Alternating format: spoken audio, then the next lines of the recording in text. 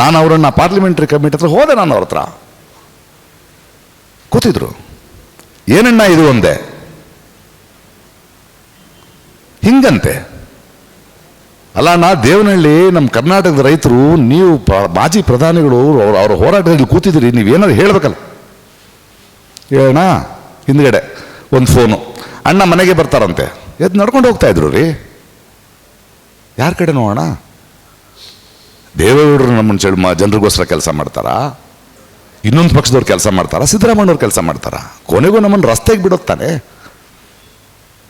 ಈ ಹೋರಾಟ ನಿಲ್ಲಲ್ಲ. ನೀವು ಜೊತೆ ನಾಟಕ ಮಾಡಿದ್ರೆ 15ನೇ ತಾರೀಕು ತನಕ ಪರ್ಮಿಷನ್ ತಗೊಂಡು ನಾವು ಕಾಯ್ತಾ ಇದ್ದೀವಿ. ಅವ್ರಿಗೆ ಅದನ್ನು ಹೇಳಿದ್ವಿ, ನಿಮಗೆ ಕಾನೂನಿನ ತೊಡಕುಗಳು ಇಲ್ಲ. ನಿಮಗೆ ಬೇಕಾದರೆ ನಮ್ಮ ನಿವೃತ್ತ ನ್ಯಾಯಾಧೀಶರು ಗೋಪಾಲ್ ಗೌಡ್ರಿದ್ದಾರೆ.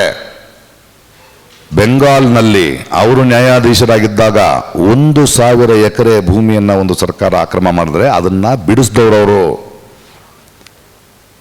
ನಿಮ್ಮ ಕಾನೂನು ತಜ್ಞರ ಜೊತೆ ನಮ್ಮ ಕಾನೂನು ತಜ್ಞರನ್ನು ತಗೊಳ್ಳಿ ಮಾಡೋಕ್ಕಾಗತ್ತೆ, ಆದರೆ ನಿಮಗೆ ಅದರ ಇಂಗಿತ ಇಲ್ಲ.